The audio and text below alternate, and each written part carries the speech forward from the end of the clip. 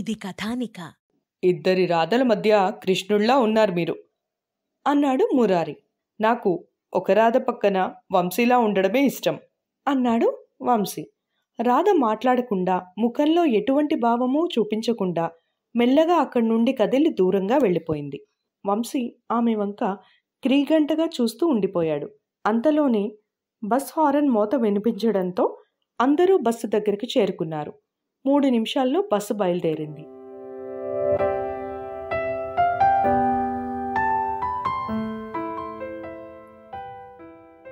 Strike avenue నుండి bus మెల్లగా వెళుతుంది.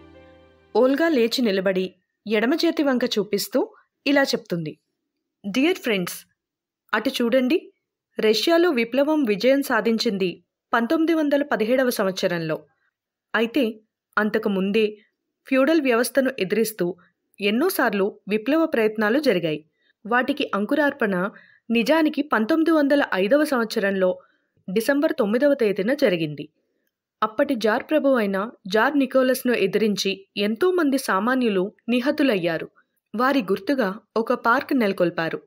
అందుకే ఈ ప్రదేశం పార్క్ ఆఫ్ విక్టిమ్స్గా ప్రసిద్ధి పొందింది.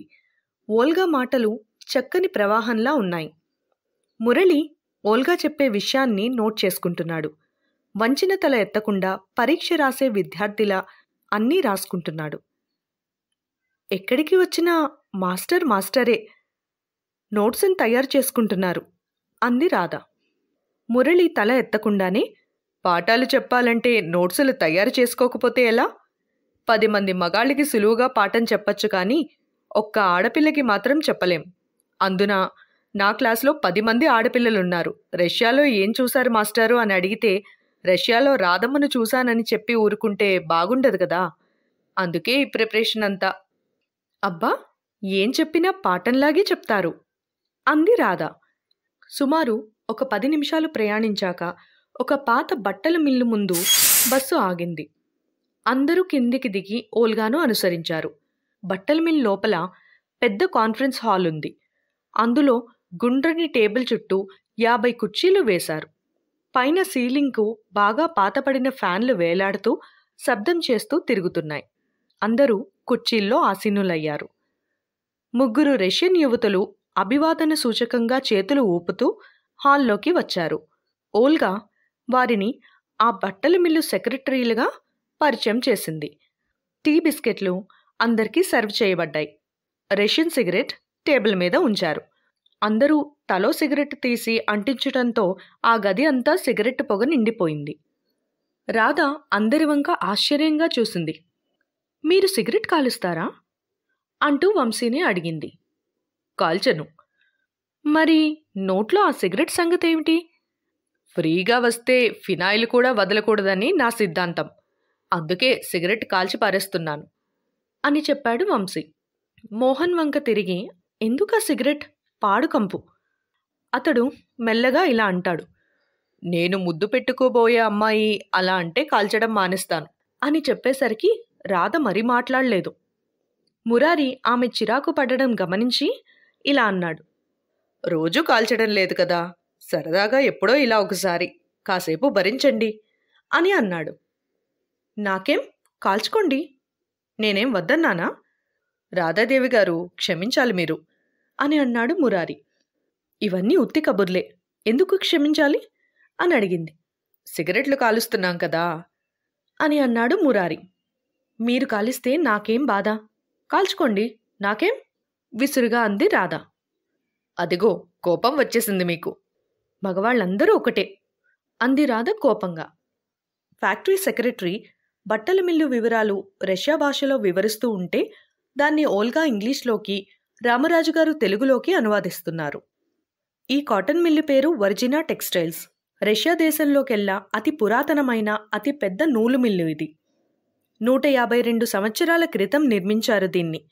మొత్తం 7500 పనివాళ్లలో 70% ఆడవాళ్లే కావటం విశేషం. ఇక్కడ రిటైర్మెంట్ వయసు ఎంత అడిగాడు మురారి. మగవాళ్లకు 60, స్త్రీలకు 50. అయితే రిటైర్ అయిన తర్వాత కూడా ప్రభుత్వానికి వ్యక్తికి ఇష్టమైతే ఉద్యోగ కాలం పొడిగింపబడుతుంది. జీతం మామూలుగా వస్తుంది. పెన్షన్ వేరే వస్తుంది అంటూ ఓల్గా అతనికి చెప్పింది. ఈ దేశంలో ఇన్కమ్ ట్యాక్స్ ఉంటుందా? అడిగాడు మురారి. ఓల్గా నవ్వుతూ, ఆదాయంలో 6% ఆదాయం పన్ను, 1% ట్రేడ్ యూనియన్ పన్ను జీతంలో కట్ చేస్తారు అని చెప్పింది. తర్వాత ఆఫీస్ బిల్డింగ్ నుండి బయలుదేరి ఫ్యాక్టరీలోకి వెళ్లారు. ఫ్యాక్టరీ 5 అంతస్తుల భవంతిలో ఉంది. 3వ అంతస్తులో వివిధ రకాల మిషన్లు చూశారు. తర్వాత 2వ అంతస్తులోని స్పిన్నింగ్ మిల్స్ చూసి మెట్లు దిగుతూ ఉంటే, దాహం వేస్తుంది, మంచినీళ్ళు ఎక్కడ దొరుకుతాయో స్వగతంలో అనుకుంటున్నట్లుగా పైకి అనేసింది రాధ. మంచినీళ్లు కాదు, వదా అనాలి అన్నాడు వంశీ.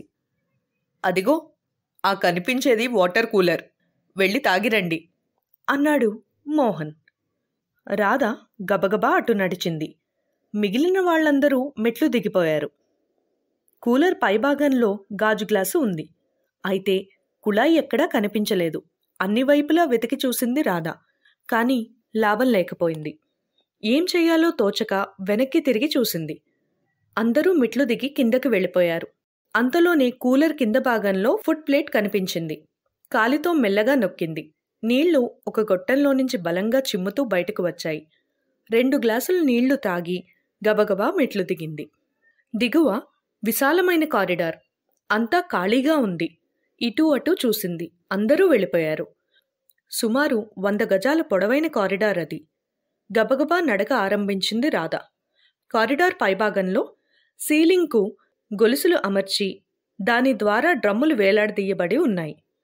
క్రింది నుండి పై అంతస్తుకు వించ్ ద్వారా డ్రమ్ములు తీసుకువెళ్లినట్లు అర్థమైంది రాధకు. భయంగా వాటి వంక చూస్తూ అడుగులు వేయడం ఆరంభించింది. అంతలోనే చెవులు పక్కనే పిడుగుపడినట్లు ధడాల్మని శబ్దం. కెవ్వున అరిచింది రాధ. ఆమెకు కళ్ళు బైర్లు కమ్మినట్లయింది. సుమారు 30 అడుగుల పైనుండి వేలాడుతున్న గ్రీజ్ డ్రమ్ము కిందకు జారి నేలమీద పడిపోయింది. రాధ గుండెలు గుబగుబలాడాయి. ఒక్క నిమిషం, 10 సెకండ్లు తేడాలో తప్పించుకుంది రాధ. లేకపోతే సరిగ్గా ఆ డ్రమ్ము తన నెత్తిమీద పడి ఉండేది. కొద్దిసేపు అచేతనంగా ఉండిపోయింది రాధ. తర్వాత మై గాడ్ అనుకుంటూ బరువుగా ఊపిరి తీసుకుంది. మెల్లగా తల ఎత్తి పైకి చూసింది. కారిడార్ పైభాగంలో గొలుసులు ఇటూ అటూ కదులుతున్నాయి. రియల్లీ లక్కీ, కొద్ది సెకండ్లు తేడా వస్తే ప్రాణం పోయి ఉండేది అనుకుంటూ ఇంకా ఒక్క క్షణం కూడా ఆలస్యం చేయకుండా పరుగు తీస్తున్నట్లు నడుస్తూ చివరికి చేరుకుంది. అక్కడ కొద్ది నిమిషాల సేపు రొప్పుతూ నిలబడింది. తర్వాత మెల్లగా బయటకు వచ్చింది. దూరంగా గేటు దగ్గర మోహన్ కనిపించేసరికి చెయ్యి ఊపుతూ గబగబా అటువైపు వెళ్ళింది. రాధ కారిడార్ వదిలిన ఒక్క నిమిషం తర్వాత మెట్ల వార నుండి పిల్లిలా అడుగులు వేసుకుంటూ ఒక వ్యక్తి బయటకు వచ్చాడు. కొంచెంలో బతికిపోయావు, లేకపోతే దిక్కుమాలిన కుక్క చావు చచ్చి ఉండేదానివి. నువ్వెక్కడికి పోతావు? ఇండియా నువ్వు వెళ్ళవు, నీ శవం వెళ్తుంది అనుకుంటూ తాను వదులు చేసిన వించ్ బ్రేక్ వంక ఒకసారి చూసి తర్వాత గబగబా అడుగులు వేసుకుంటూ బయటకు వచ్చేశాడు ఆ వ్యక్తి. ఆ తర్వాత 5 నిమిషాలకు ఫ్యాక్టరీ ఆవరణం నుండి బస్సు బయలుదేరింది. బస్సులో ఒక మూల కూలబడిన రాధకు ఇందాకటి షాక్ నుండి తేరుకోవడానికి పావుగంట పైనే పట్టింది. పక్క సీట్లోని వంశీ ఆమెను నిశితంగా చూస్తున్నాడు. అలా ఉన్నారేమిటి అంటూ అడిగాడు. ముందు సీట్లో మురారి వెనక్కి తిరిగి రాధవంక చూస్తూ, ఇంత చలిలో మీకు చెమట్లో ఎలా పడుతున్నాయి అంటూ సందేహం ప్రకటించాడు. మనమందరం ముందు వచ్చేశాం కదా, మనం కనిపించకపోయేసరికి పరుగుపెట్టి ఉంటారు అన్నాడు మురళి. రాధ చిరునవ్వును పెదాలపైకి తెచ్చుకుంది. ఇందాక బట్టల మిల్లు కారిడార్ నుండి బయటకు వస్తుంటే ఏమైందో తెలుసా అంది రాధ. ఏమైంది? ఆమె ముఖంలో అలసట పసిగట్టి అడిగాడు మోహన్. పెద్ద యాక్సిడెంట్ తప్పింది అనంది రాధ. అసలు ఏమైందో వివరంగా చెప్పండి అడిగాడు వంశీ. రాధ జరిగిందంతా క్లుప్తంగా చెప్పింది. రియల్లీ ఫార్చునేట్ అన్నాడు వంశీ. అది దారి కాదు, మీరు అలా బయటికి రావడం పొరపాటు అన్నాడు మోహన్. ఇప్పుడు చెప్పకపోతే ముందు నాకు ఈ విషయం మీరు చెప్పి ఉండొచ్చు కదా అని అన్నది రాధ. మీరా దారిన బయటికి వస్తారని నాకు తెలీదు అన్నాడు మోహన్. ఇంతమంది స్నేహితులున్నారు. ఎవరో ఒకరు నాకు తోడుగా ఉండొచ్చు కదా. మంచినీళ్లు కావాలంటే అదిగో ఆ మూలున్నాయి, తాగిరండి అంటూ చూపించి చకచకా వచ్చేశారు మీరందరూ అంది రాధ రోషంగా. సారీ రాధా, నేను మీతో రావాల్సింది అన్నాడు మోహన్ నొచ్చుకుంటున్న స్వరంతో. అయినా మీ వెనకాలే వచ్చాడు కదా ఆ పెద్ద మనిషి, మాట మాత్రమైనా అనలేదేమిటి అన్నాడు మురారి. పెద్ద మనిషి ఎవరు, పేర్లేదా అంటూ కసిరాడు మురళి. అదే డేవిడ్ గారు అని బదులిచ్చాడు మురారి. డేవిడ్ గారా? ఆయన నా వెనకాల లేరే అంది రాధ. భలేవారే, మీరు గబగబా నడుస్తూ గేటు వైపుకు వచ్చారు కదా, మీ వెనకాలే 2 నిమిషాల తేడాలో కారిడార్లో నుంచి ఆయన కూడా బయటకు వచ్చారు అన్నాడు మురారి. రాధ గుండె కొద్దిసేపు పాటు కొట్టుకోవడం ఆగిపోయినట్లనిపించింది. తర్వాత మాటలు కూడగట్టుకుని, డేవిడ్ నా వెనకే వచ్చారా? నేను చూడలేదే అని అంది రాధ. ఆ మాటలు గొంతు పెగిలి బయటికి రావడానికి 1/2 నిమిషం అవసరమైంది.